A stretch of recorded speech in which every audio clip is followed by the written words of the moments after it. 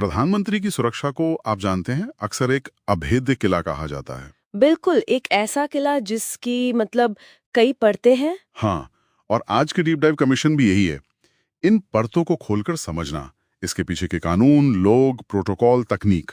और इन सब के केंद्र में है एक नाम। एसपीजी, विशेष सुरक्षा समूह। हाँ, और आज हम कुछ हैरान करने वाले सवालों के जवाब भी तलाशेंगे। जैसे ये जो बात है कि प्रधानमंत्री की कार रासायनिक हमले में अपनी ऑक्सीजन दे सकती है, क्या ये सच है? अच्छा, और इस पर हर दिन खर्च कितना होता है?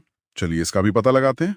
तो फिर शुरुआत करते हैं इसके जन्म से। हाँ, एसपीजी का गठन वो कोई सामान्य फैसला नहीं था, वो एक राष्ट्रीय त्रासदी के बाद हुआ था। 1984 में प्रधानमंत्री इंदिरा गांधी की हत्या, उस घटना ने ही एक ऐसे विशेष बल की जरूरत को सामने रखा था, जिसका एकमात्र काम हो प्रधानमंत्री की सुरक्षा।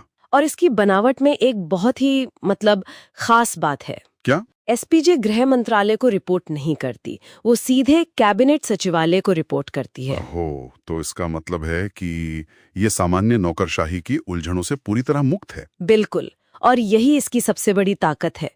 फैसले तेजी से लिए जा सकते हैं, कोई राजनीतिक हस्तक्षेप नहीं। लेकिन क्या समय के साथ इसके काम करने के तरीके में कोई बदलाव आया है? हाँ, एक बहुत बड़ा बदलाव आया।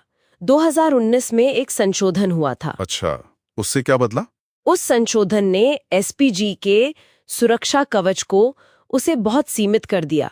अब ये केवल सेवारत प्रधानमंत्री और उनके परिवार के लिए है। मतलब वो परिवार जो उनके साथ आधिकारिक आवास पर रहता है। हाँ, बिल्कुल। इस बदलाव के बाद प्रधानमंत्री नरेंद्र मोदी एसपीजी के एकमात्र संरक्षी यानी प्रोटेक्टी बन गए। तो ये एक तरह से एक व्यक्ति एक बल का सिद्धांत हो गया। सही कहा, एक रणनीतिक बदलाव ताकि सारे संसाधन और ध्यान एक ही जगह पर केंद्रित रहें। ठीक है, तो ये तो हुआ कानूनी ढांचा, लेकिन असल में जमीन पर, जब प्रधानमंत्री दौरे पर होते हैं तब ये सुरक्षा दिखती कैसी है? वहीं पर प्रोटोकॉल की भूमिका आती है, और इसमें सबसे अहम है ब्लू बुक। ब्लू बुक, ये सुनने में काफी रहस्यमयी लगता है। ये एक वर्गीकृत दस्तावेज है। इसमें प्रधानमंत्री की सुरक्षा से जुड़ा हर छोटा बड़ा नियम लिखा है। इसका सबसे दिलचस्प नियम क्या है? सबसे दिलचस्प नियम है कि हमेशा एक प्लान बी तैयार रहना चाहिए। हमेशा? मतलब कोई अपवाद नहीं? कोई अपवाद नहीं। अगर प्रधानमंत्री को हेलीकॉप्टर से जाना है, तब भी एक वैकल्पिक सड़क मार्ग को पहले से पूरी तरह सुरक्षित किया जाना अनिवार्य है। कोई भी जोखिम नहीं लिया जा सकता। और जब इस प्रोटोकॉल में चूक होती है तो क्या होता है? इसका कोई उदाहरण है? हाँ, बिल्कुल है।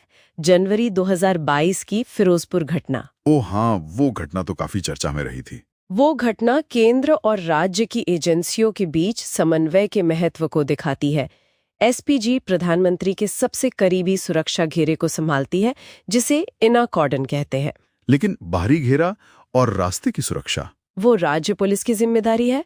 उसे रूट सैनिटाइजेशन कहते हैं।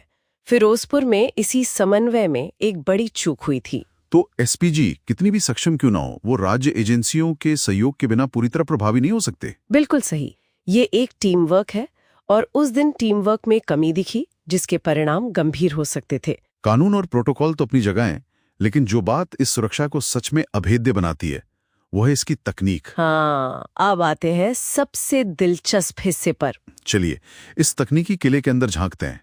शुरुआत करते हैं प्रधानमंत्री के वाहन से, मर्सिडीज मेबैक S650 गार्ड। ये कोई आम कार नहीं है, इसे VR-10 बैलिस्टिक सुरक्षा मिली है। VR-10 का क्या मतलब हुआ? इसका सीधा मतलब है कि ये AK-47 जैसी राइफल की गोलियों का सामना कर सकती है। सिर्फ गोलियां?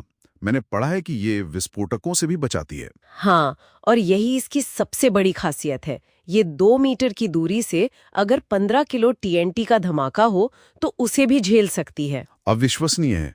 और वो गैस हमले वाली बात? वो भी सच है। खतरे की स्थिति में कार का कैबिन हवाबंद हो जाता है और एक आंतरिक ऑक्सीजन टैंक से ताजी हवा की आपूर्ति शुरू हो जाती है। और फ्यूल टैंक, अगर उस पे गोली लगे तो वो छेद अपने आप बंद हो जाता है। ये तकनीक लड़ाकू हेलीकॉप्टरों से ली गई है। ये तो वही जमीन की बात। आसमान में ये किला और भी मजबूत हो जाता होगा। निश्चित रूप से। प्रधानमंत्री के लिए है एयर इंडिया 1, एक खास बोइंग 777 विमान। हाँ, आप इसे अमेरिका के एयरफोर्स 1 का भारतीय संस्करण समझ सकती हैं। इसमें जो चीज सबसे अलग है वो है इसका सेल्फ प्रोटेक्शन सूट यानी SPS। ये क्या करता है? ये सिस्टम विमान की तरफ आने वाली मिसाइलों का पता लगाकर उन्हें लेजर से जाम कर सकता है या भटका सकता है। मतलब ये सिर्फ एक हवाई जहाज नहीं बल्कि एक उड़ता हुआ किला है, एक उड़ता हुआ कमांड सेंटर जो बिना ईंधन भरे भारत से अमेरिका तक जा सकता है। तो इन सब का मतलब ये निकलता है कि प्रधानमंत्री की सुरक्षा सिर्फ कुछ कमांडो का घेरा नहीं है। नहीं, बिल्कुल नहीं। ये कानून, सख्त प्रोटोकॉल और आधुनिक तकनीक का एक बहुत ही जटिल मिश्रण है। और इस सब की लागत? रिपोर्ट्स के अनुसार प्रधानमंत्री की सुरक्षा पर हर दिन लगभग 1,40,00,000 रुपए खर्च होते हैं। लगभग 1,40,00,000 रुपए प्रतिदिन। हाँ, और इसी जानकारी के साथ हम श्रोताओं के लिए एक विचार छोड़ जाते हैं। क्या? हमने उन प्रणालियों पर चर्चा की जो गोलियों और बमों जैसे भौतिक खतरों से बचाती हैं, लेकिन भविष्य में जब खतरे बदलेंगे, जैसे ड्रोन के झुंड, साइबर हमले या जैव आतंकवाद, हाँ, जो अदृश्य खतरे हैं, हाँ। तब ये भौतिक सुरक्षा कवच खुद को इन नए खतरों के लिए कैसे अनुकूलित करेगा? ये एक बहुत महत्वपूर्ण प्रश्न है।